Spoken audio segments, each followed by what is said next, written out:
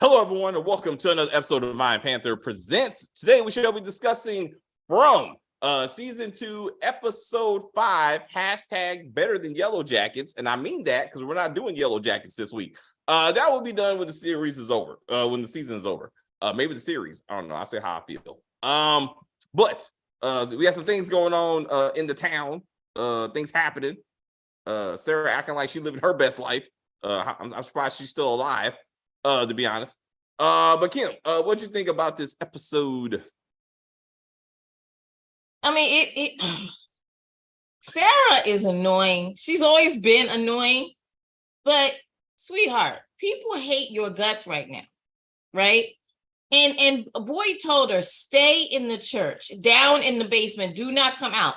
She's all over the place. She goes to her old house. She's just walking around town.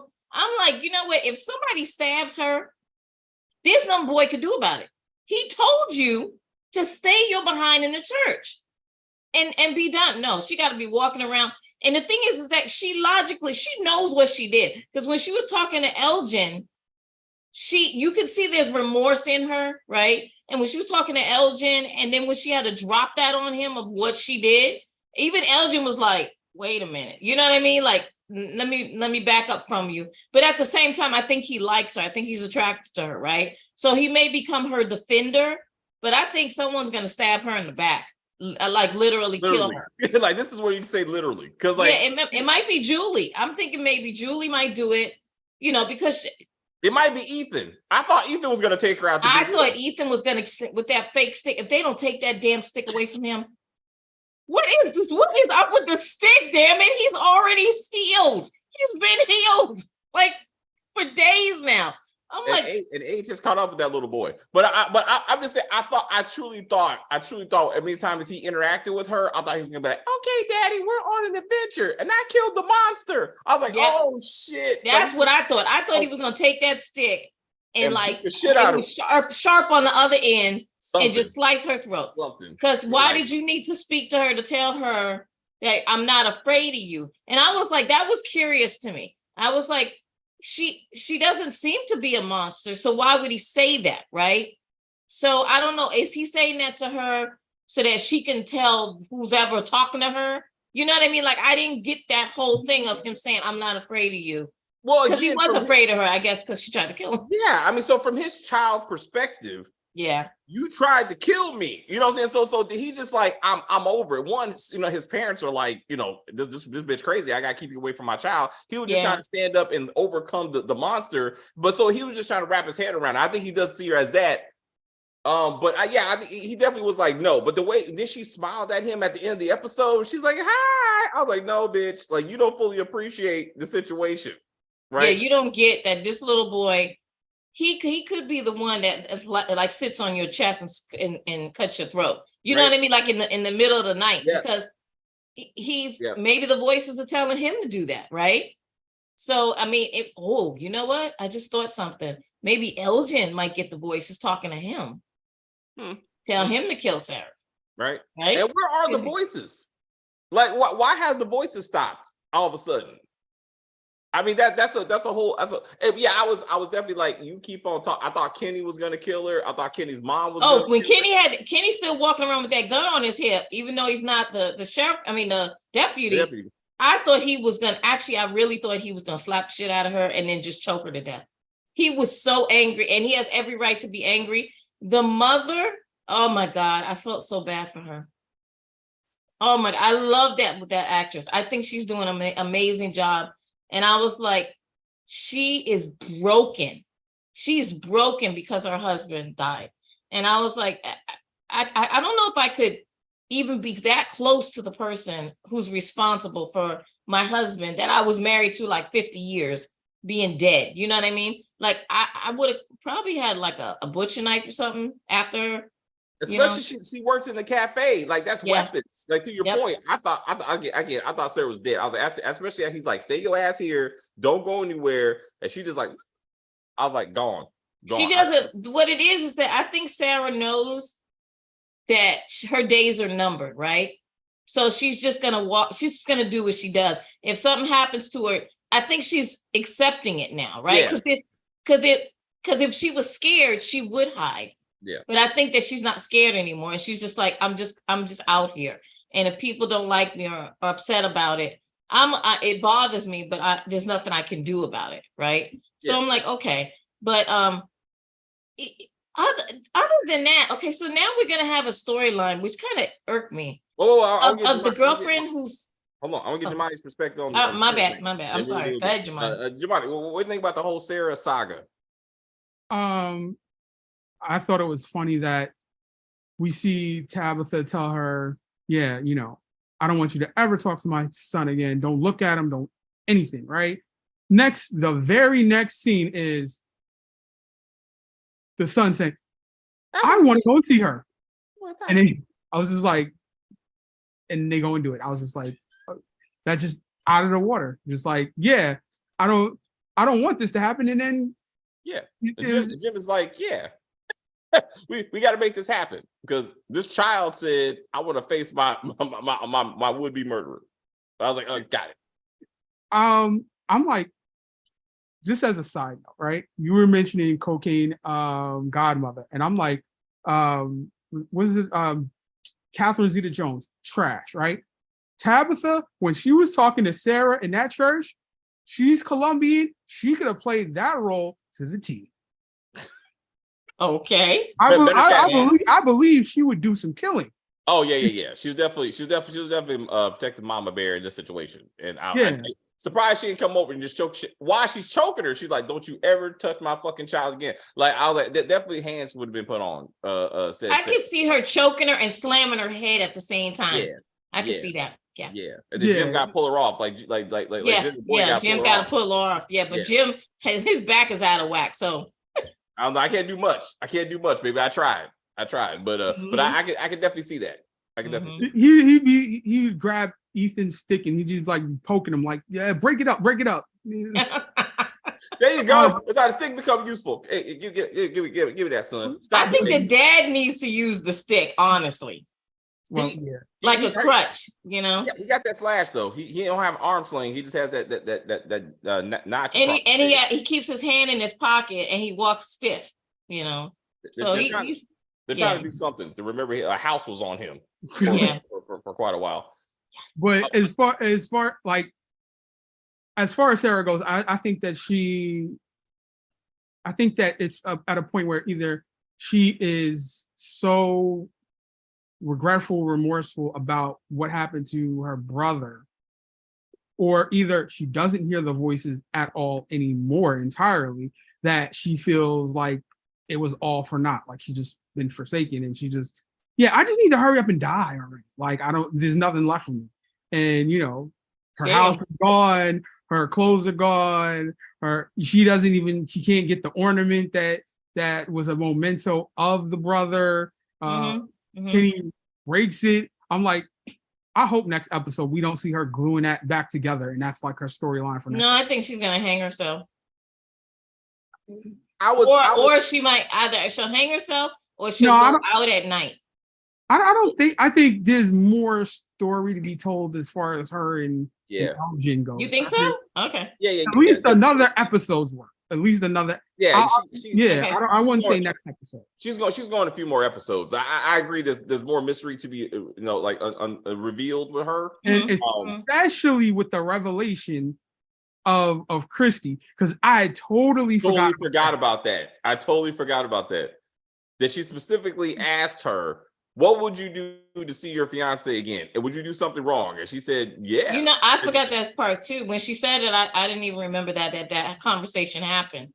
Because when she ran out that hospital, I was like, what is she like? Why is that such a big deal? And then she said it, and I was like, oh shit, I forgot. And then it had like the same effect as the Brian Kelly with yes, with Boyd. With Boyd, yeah.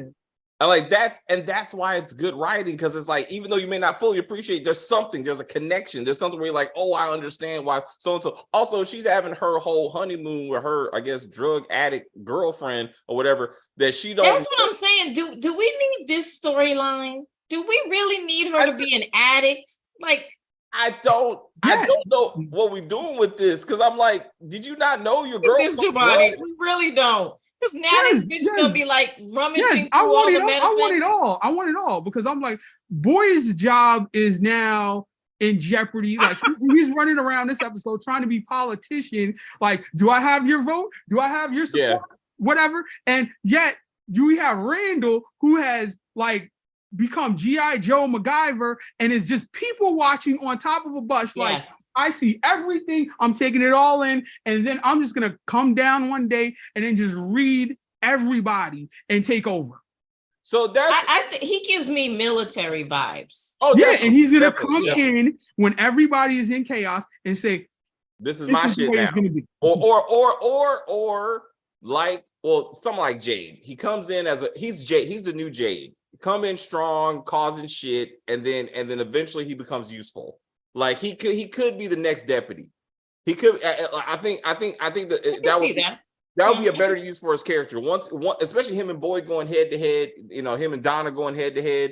He finally accepts. He's not scared of the walkers, if you will. You know what I'm saying? And then eventually he's like, my role, I can get my gun back. I can be protector. You know what I'm saying? And then they fight. He saves someone. And then they're like, oh, he's legit. Like he's one of us. And then he takes Kenny's place. I can see I could see that. I definitely can. Because he was just like Boyd. He was in the military. He can protect because he protect the country, right? So he can protect a town, right? So I get that part. And right now, Kenny is just broken. He can't stay in a number 2 position. Even though was in the military and he took orders, I don't see him taking orders from just one person. So like, I feel like he's like the Shane of this from like correct, exactly. Like he's there. There's always going to be a power struggle. He's always, to your point, he's always going to be like until Boyd puts him in his place. Like this he's one of those people. Like once he's established as there's an alpha and he ain't that one.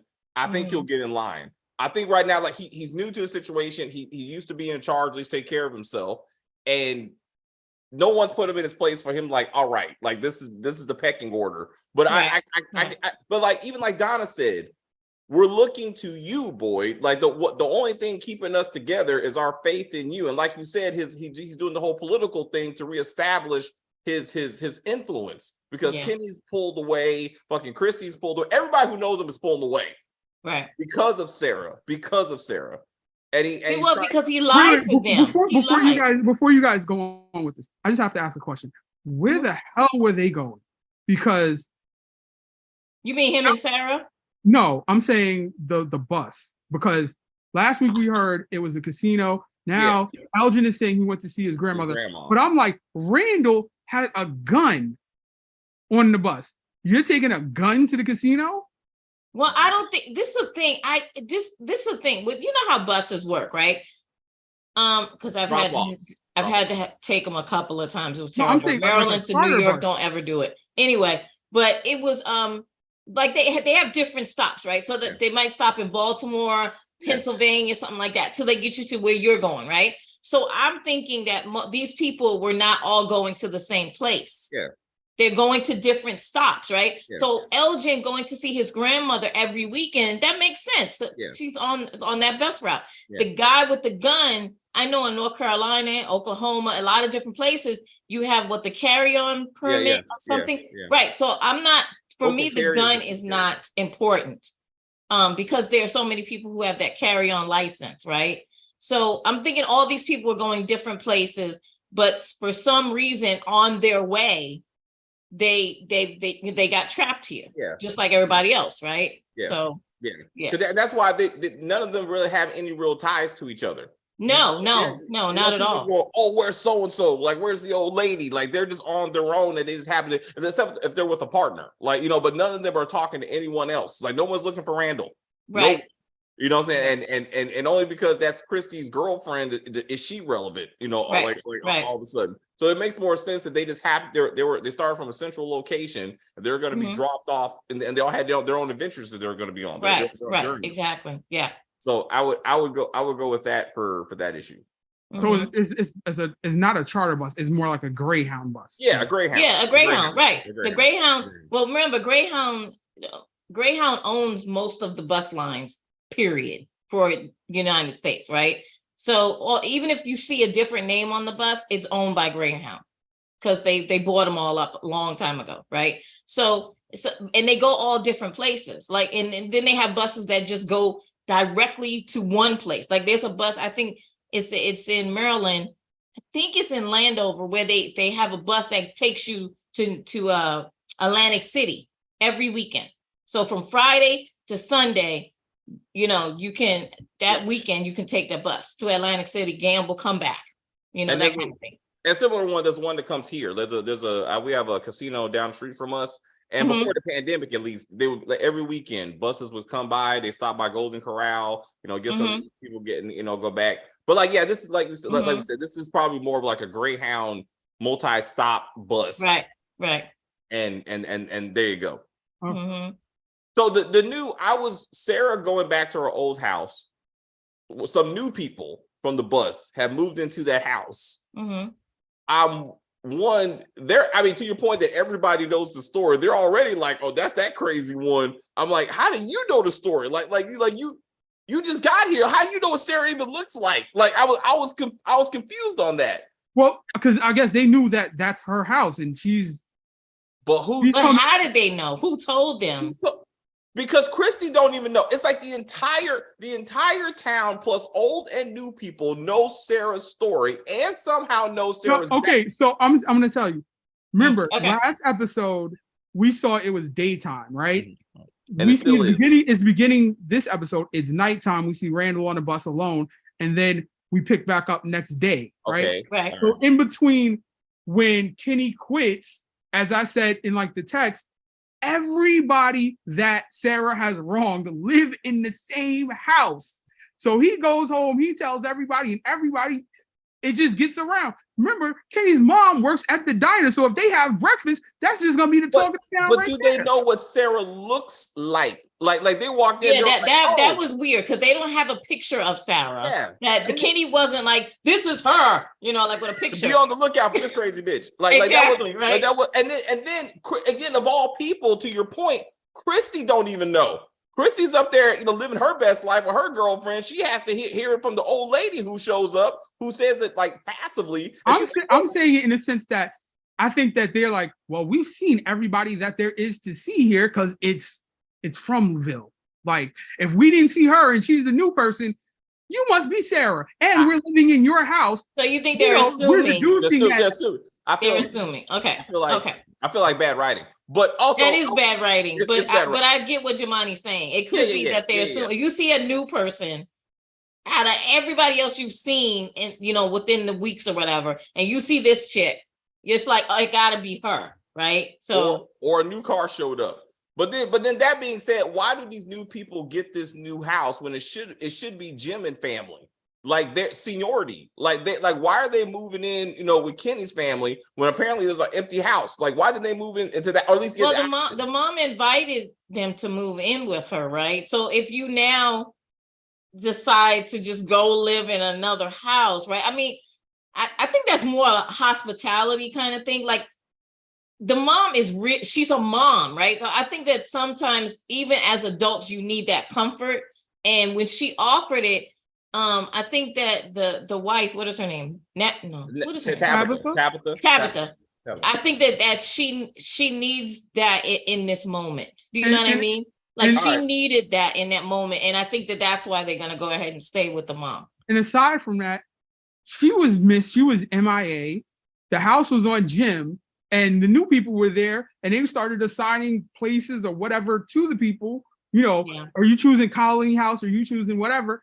And when you saw in episode 3 when Jim was magically, recovering in the hospital or the infirmary, it was, where are we going to stay now? So it was like, while they're having this conversation, people had already gotten there. They had already divvied it out. And then when the mom said, you stay with me, I really feel like Tabitha was just like, sure. Yes. Yeah. You know what I mean? Yeah. And then people not know Elgin, that's the new guy's name, right? Like Elgin, yes. How did he not know Sarah's story? Like, he's like, oh my God, you did what? Like, everybody knows the story. Like, I'm like, how did he not know the story? Because I feel like Elgin keeps to himself. I feel like the only person that he allowed to get really close to him was the girlfriend, the fiance of Christy. Yeah. I can't even remember her name. No, But I would say Julie, because they were talking the past couple episodes. Yeah, and even more reason because that's right. So like even more, it just again they wanted a different. They wanted Sarah to have a friend, right? Like someone she can confide in, so it's easier for him not to know the story, so he can get her side. And then like, oh, I didn't know that. So now, because if they heard this murdering story from somebody else, then he'd be looking at her like everybody else is, like you a crazy bitch, and I can't have you around here. And then it wouldn't have the friend moment. Also. Right.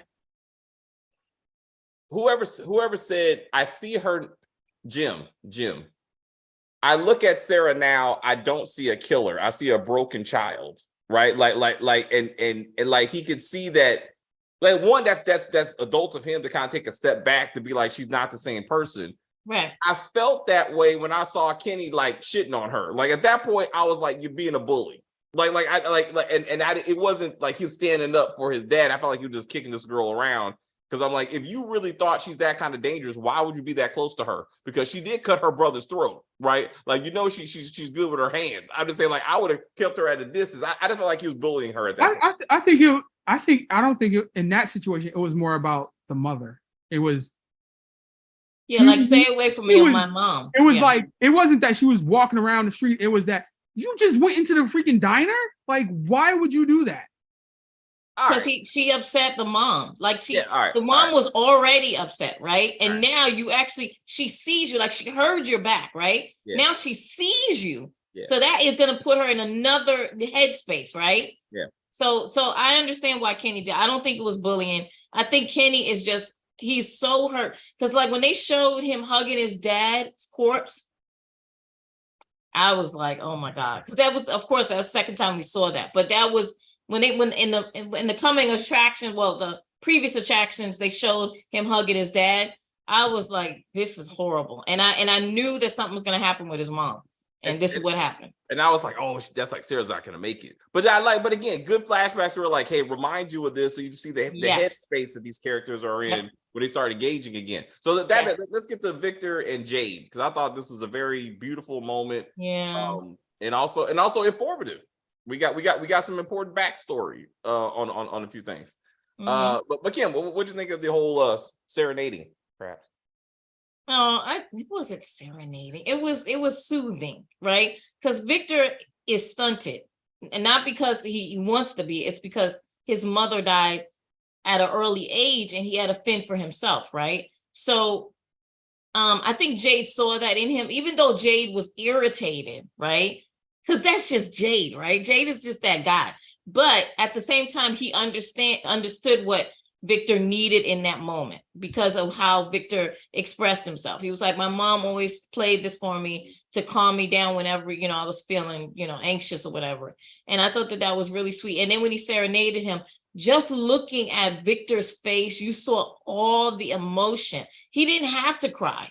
You saw it. And I think this guy is doing a phenomenal job playing Victor. Like he's really spot on with it.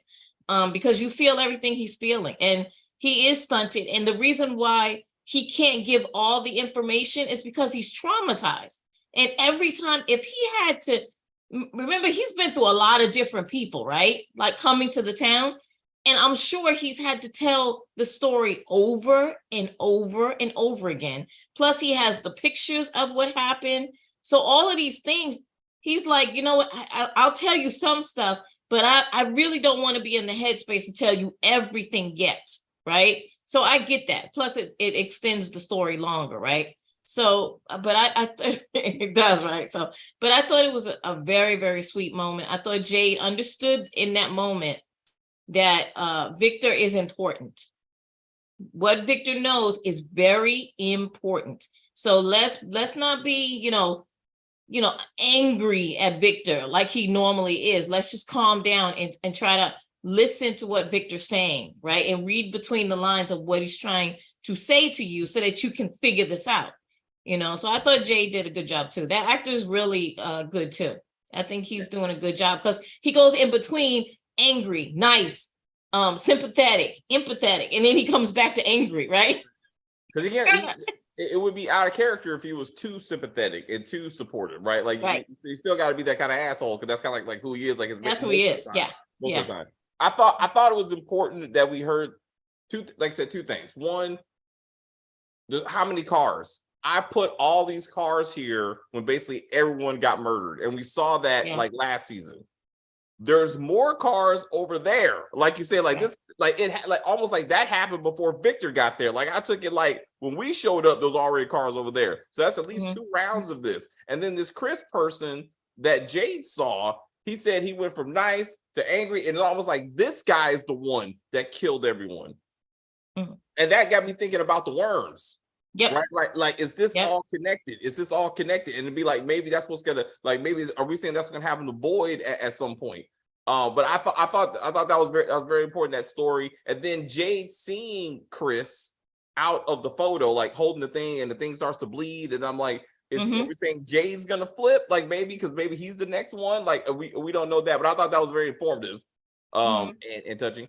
Giovanni, what thoughts? I think it could be somewhat the opposite of, well, all right. So when I think about what happened with Abby, I'm trying to parallel it with what could have possibly happened with this Chris character. I'm thinking that Boyd found the talismans that night. He came back into town with the talismans, and she was shooting up the place, killing everybody. Did it have anything to do with him removing the talismans from where they actually originally were? Did that offset something? So should the talismans be put back there to prevent maybe something in the future from happening? Like the Chris incident, maybe something with the talismans happened at that particular point to cause Chris or Christopher to do the massacre. Because I'm saying that is more or less the correlation with Abby. And as far as this episode goes, it kind of had me thinking about the music box or whatever that we saw in the first or second episode. It was the first episode, right? And it had nothing to do with that. The lullaby is, the Twinkle Twinkle Little Star or whatever that we heard him play, Jade playing on the violin. But we still got a lot of information as far as, stuff going back to when Victor was a child. So it was useful in that way. I'm like, he says he doesn't know if everything that he remembers is real or not, but he just needs to just say what he does remember, whether he believes it to be real or knows it to be real or not. Just everything is slow to be told by everybody in this show. Everybody, not just Victor, who is like, you could say he's traumatized, but everybody is so slow to tell everybody everything. That's why I want to get to whenever we get to the Tabitha thing, that's like, we'll get to that. We'll get to that. I want to do Donna. I want to do Donna real quick because you brought up Abby, and that got me thinking about that when, again, so Boyd is going to Donna to get some kind of political support. Do you understand what I did for Sarah? And he's like, I do not. So like you need to talk to Kenny's mom about this. But then when I disagree with her comparison that he's trying to take care of Sarah because of Abby. I didn't get that part. I was like, what are you talking about? Like, I think because of the guilt of him of shooting his wife. What? Of him him going away and him not taking on the role of being sheriff, making sure that everybody is safe, even if it's making sure that his wife wasn't well and making sure that people were sick, that people were safe from her or whatever needed to be done in that regard. So he's second guessing every decision that he's making after that. And she's saying, you don't need to be second guessing stuff. You made the rules, stick by the rules. Just because, you made a bad decision before, don't second guess stuff now. I see, again, these are not the same things because he didn't know, he knew Abby was having issues. He said that. She said, there's a problem. I want to talk to you. And he's like, yeah. let me go do my searching again, and we'll get back to this. He didn't know anything about Sarah's issues. It's not like he knew Sarah was having problems. He said, hey, I'll get back to you, Sarah. And then she having to kill people. I think the box in particular, I think he's feeling regret about putting that guy in the box last season, where the priest had to be like, no, you got to do this. He didn't want to do it. He didn't want to do it. He didn't want to do to that guy from the start. But I think there was remorse. Like, he didn't want to do it to that guy. So it's not like he doesn't want to do it to just Sarah. He didn't want to do it to that guy. So it's long been before the story even started for us. Well, I'm saying, I think the box in particular, I think that's what he remembers. The guy, he didn't want to do it. He had to clean up the aftermath. The pastor was like, you got to put him in there. You got to clean it up. Like, you got to do it for us. And he's like, I can't go through that again. I think it's more about that than it is about Abby to me. Like, because it's just bringing back those memories, and that's a lot. You know, like he's responsible for that man's death, and he knows that, right? Like, if he puts Sarah in that box, he is responsible for her death, and he has to know that. And he's like, I don't want to do that unless I absolutely have to, or and there's no other alternative or whatever. You know what I'm saying? And then that's what I thought, and it hasn't happened yet. And maybe we still got story to tell. But I was like, if someone kills Sarah, and Boyd is put in that position again, does he kill that person to save Sarah, or does he let that person kill Sarah? Just with Abby and his son, that was not even a hesitation. Like, once he saw the son pop up, he was like, Abby got to go. You know what I'm saying? But like, does he do it again, or does he go, nah? Sorry, Sarah, this is your moment. You know, especially if her dumb ass puts herself in that situation like she's doing. Or does Sarah kill someone again, and it's going to be on Boyd, and they all say he's no longer sheriff, and they let the other guy be sheriff? I hear you. I don't think she's going to kill again. I think it might be somebody gets killed, and they want to blame Sarah. And there you go. Crackhead girlfriend is the new. Oh killer. Yeah. Is the new killer, and they blame Sarah.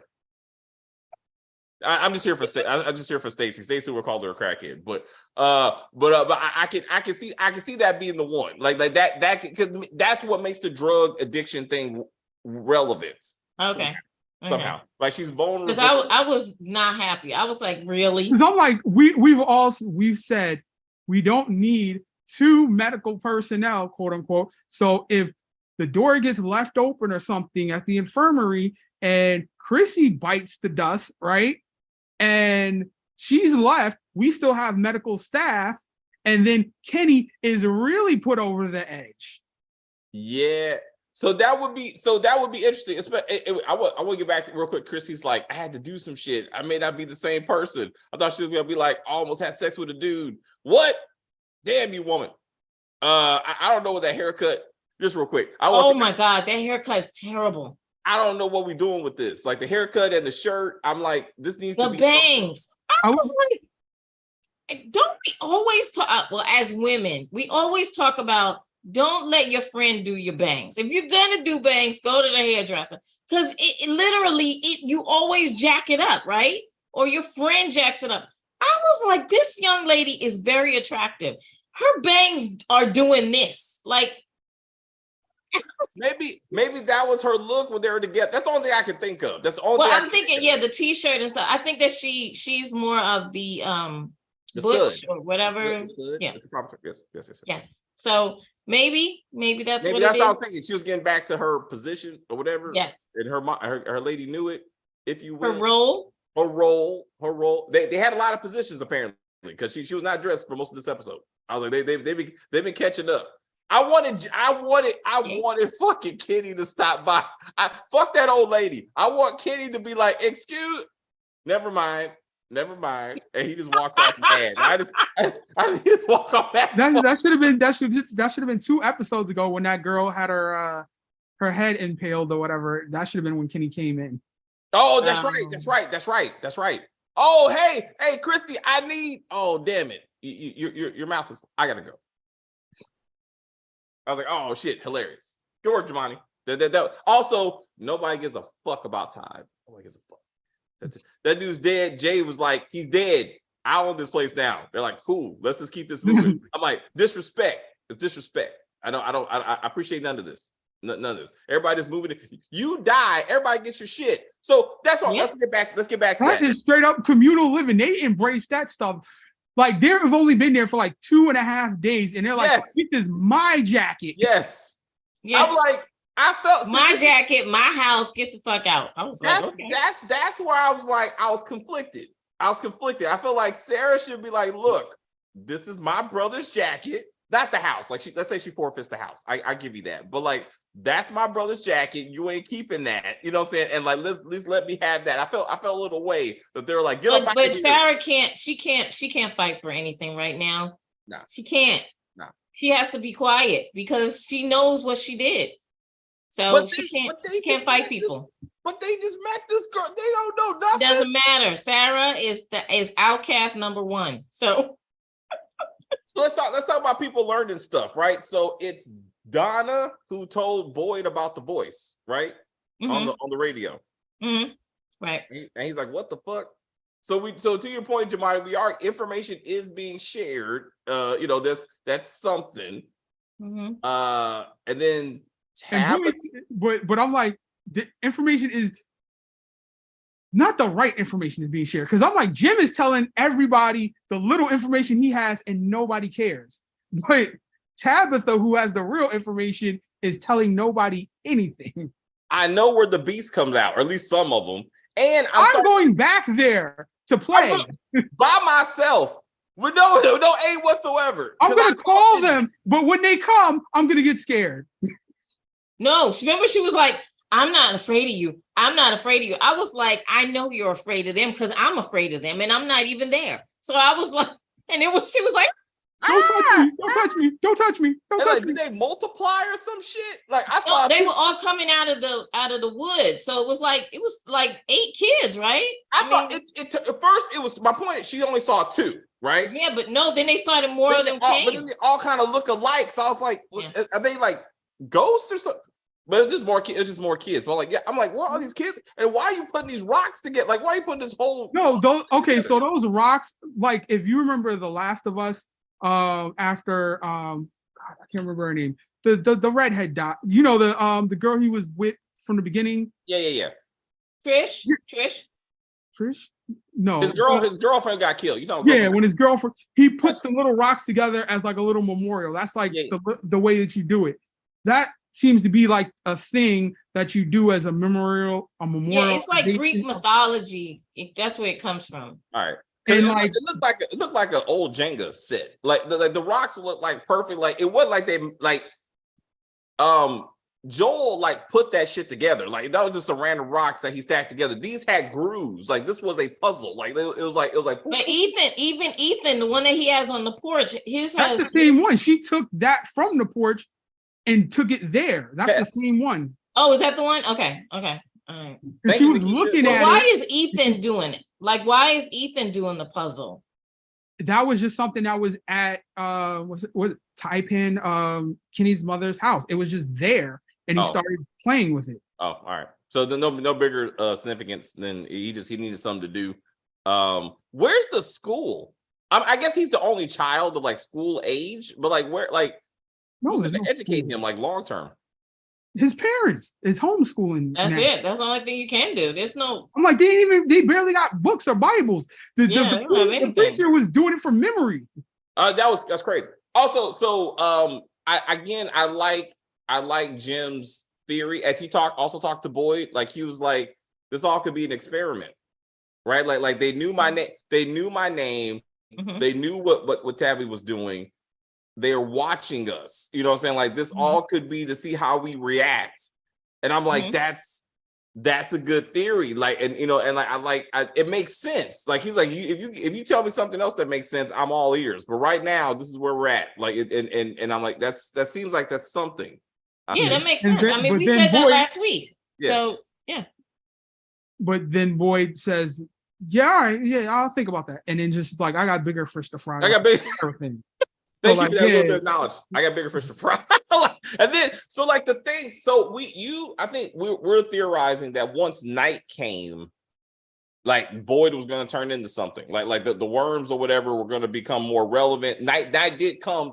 I didn't think about that. Night did come and went and nothing happened to Boyd. So but you see the worms like more and more like prevalent now, like something's going on. What's the trigger? Like what's causing them to move? Do we know something? Do you see a pattern? Do we see a pattern that says that what makes them move or not? I don't need. Only thing I think is stress. That's the only thing. I was thinking that too, but I was like, it's like high blood pressure.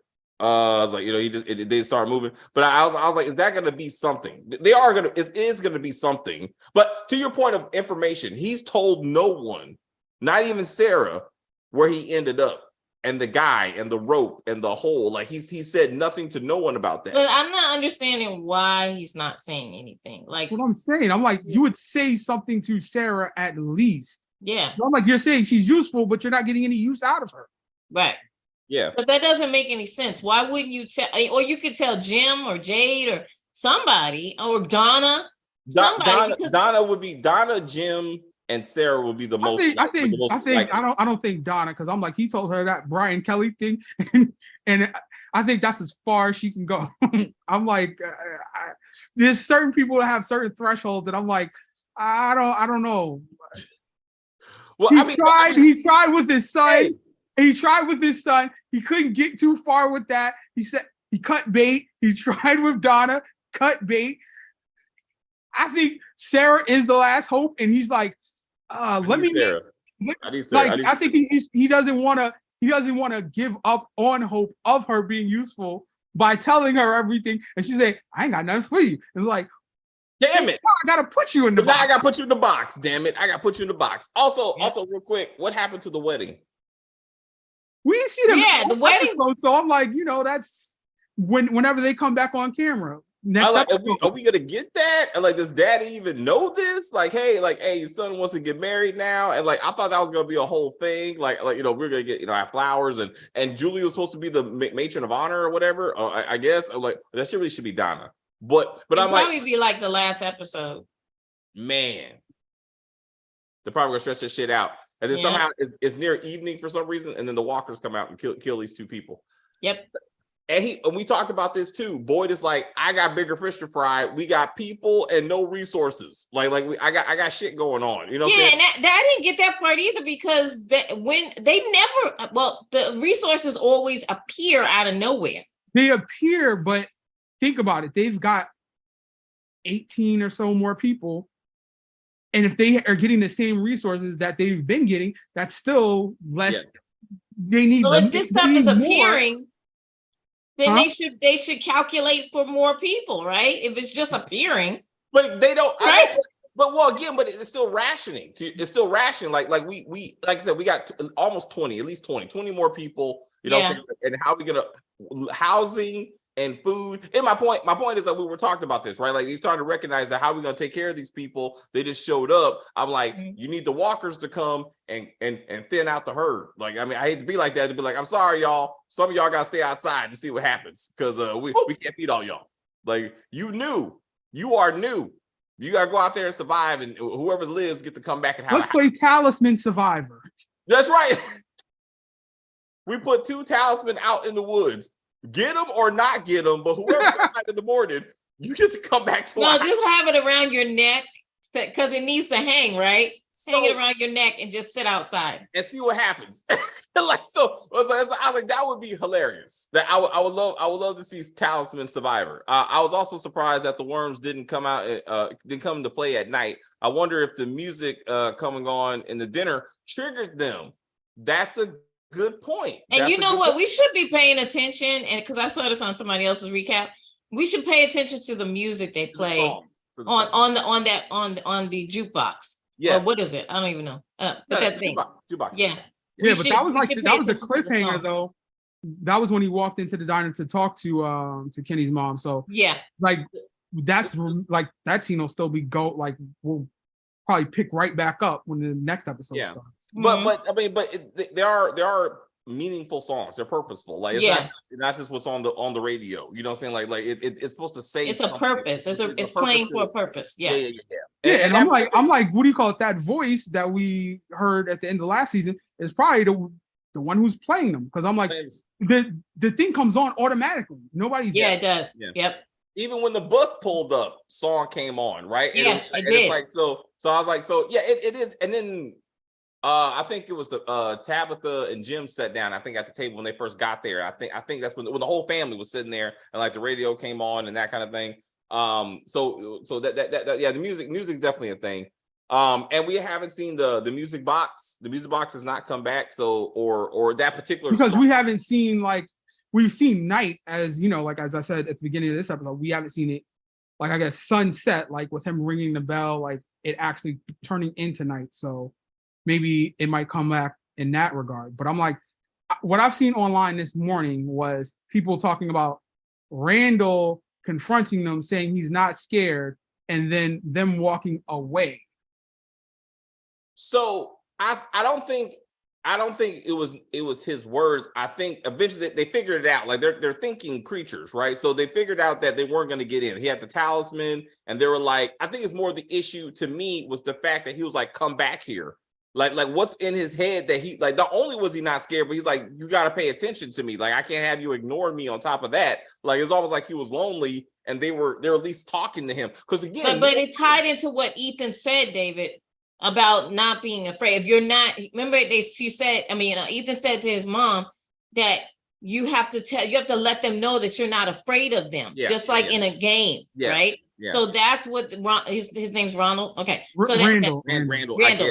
Okay, so that's what Randall was basically doing. He didn't know what Ethan had said, right? But that's what he was doing. Like, I'm not afraid of you. And since he wasn't afraid of them, they just walked away because they were like, he's not gonna open the door for us because he's not scared. He doesn't, And he said no because remember, for a second they flashed on him getting ready to open the door.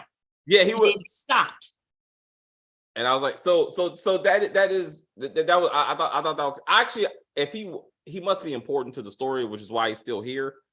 But that was a classic horror movie scene where like they walk away and you think everything's fine, and then you turn around and they're right there. Bitch! Like I was like, oh, he's about to go. I was like, nah, he's too important. He has to stick around for a little bit longer. But I was like, that's usually when that kind of character is bye-bye. Because I'm like, at least when they were in the RV, they were rocking that thing or whatever. Like they didn't really do anything this time. That's true. When Boyd and Christy went to go help Jim and Ethan, they were trying their best to knock that thing, and it fell, and then they had to hurry to get it back up. I think that was actually. I was also surprised. Wait a minute. Regarding resources, did y'all find it odd that it seemed only a single couple seemed to have moved into Sarah's old house, right? Yeah, that was weird. And yes, I agree on the music being meaningful for sure. Exactly. Mm-hmm. I think what happened with Randall connected to what Ethan had said. So that is true. It's like, I hate to be like this. Like the theme of the episode. How about the theme of the episode is like, don't be, face your fears. Face your fears. Mm-hmm, mm-hmm. And Ethan faced his, just as Randall faced his. Mm-hmm. And we got to see where that goes. There was facing her impending death. So yeah, she did. She faced her fear. Her fear was that they were going to kill her, right? Yeah. She came out. All right. And she faced her fear. Yeah, she did. That's true, Jemani. Yep. She accepted her. She accepted her fate. She accepts her fate. Yeah. So if somebody walks up to her and stabs her in the neck, she's like, okay, I knew it was coming. I'm coming for you, brother. I'm coming. Tilly's facing her death. She's like, yeah, I didn't think I was going to be needing this, but since I'm not going to be getting back to the real world before I'm going to die, yeah, I'm going to give you this. And it will not be there when I need it. See, I'm going to be in a hell of a lot of pain. And that's another thing. Like, when is Christy going to figure that out? Tabitha, yeah, you're right, Dr. Deb. Yep. Tabitha faced her fear, kind of. Nah, those things just went away. No, she was shitting on herself. Yeah, she was terrified. And then they just went away, and then Jade showed up somehow. It was like, hey, girl, what you up to? Oh, nothing. But you know what? I think if she would have calmed down, like just stayed calm, those things would have just like they're curious. They want to touch her because she's real, right? All right. I think if she just would have calmed down, they just would have been just children. All right. Right? Because children always touch people, whether they know you or they don't know you. For some reason, children, because they're curious, right? So they touch you and they try to talk to you and do things. That's what I think those kids were doing. They don't, I feel like because they're kids, they're looking for adults, right? Because they're kids, right? So Tabitha, they think is trusting. So they came to Tabitha, right? I don't think they want to hurt her. That's what I'm saying. Are these kids related to the kid creature or whatever she saw in the cave when she walked I think so. I think those are those kids. Yeah, and they were in a cage. Yes. So you notice everybody else was like, like out their body, and then they kind of woke up. But that thing was behind the cage with the thing. And then where's the boy in white? Because these kids they haven't showed him at all. Yeah. So what's does he have any kind of relationship to these people, to these kids in white? Like, because he looks much different. Like the kid in white is well groomed. He has on he has white shoes on and white short outfit. He looks complete. Looks like he's from like the 1940s, right? His little outfit. And the other people seem to be in a more modern time. The other kids, more modern clothes, right? And so I don't know. I don't know the tie between them. He's a child. They're a child. They're children. But he looks. He's white, but he's not hurt. They look hurt. They look like they got hit. Yeah, they look like something happened to them. Something happened, like some kind of trauma, right? Like that's what I'm saying. So it's a different thing, but this is all kids, in white and ghost like. That's what I'm saying. Like, are we gonna see? Yeah, and why doesn't he look like that? Why isn't he all messed up? Yeah. Because what I've heard is that they think that the twins are the two that she initially saw. They're saying that they were experimented on or something while being in that place, and that's their spirits. Like afterwards, and they were doing like experiments on like children's that were twins or something like that at a particular point in the cycle of bringing people there, stuff like that. And maybe they're one of the cars before the cars. Like maybe they're part of the group like before Victor got there and all his people died. Like maybe they're connected to that. So if they go look at that, like I don't know and how big that place is. All right. And it does seem like it might be 1950s because just the milkman, his outfit, and then like as you look at these people, they don't look much. Well, I would say that the guy who Chris, he seemed to have on modern clothes, but all the other people, they seem to have like 1950s clothes. Yeah, nothing. Or, in 60s, not 80s, not in the 80s. I'll say the 80s, 90s, no. Yeah. So to your point, like very, very. Oh yeah, because the Chris guy, he was there at the same time Victor got there. So yeah, so I would say 60s. I would say he's like from the 60s, maybe 70s, maybe 70s, maybe probably 70s. And I'm like, if the boy in white and everything, he was seeing that. Victor was seeing that when he was a child, so that's from like decades before. So. Oh, absolutely, yeah. I think he's like 1930s, maybe just on his outfit. Because little boys dress like that in that time. They wore the little shorts and the top and the little shoes. So yeah, people in the 60s, 70s, they didn't. Babies dress like that, but not like a boy that age. They wouldn't dress like that. Yeah. So yeah.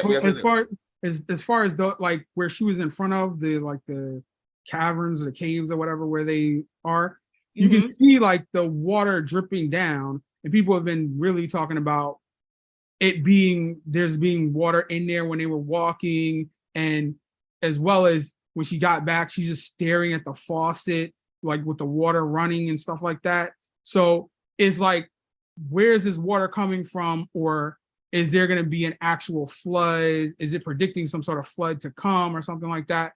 And I'm thinking that maybe, I don't know, maybe tongue in cheek, but maybe that stick might come in handy for Ethan. Maybe he might part the water or something like Moses. I love it. Well, the kids look wet. If it's just me, the ghosts look wet. Yeah, they might that the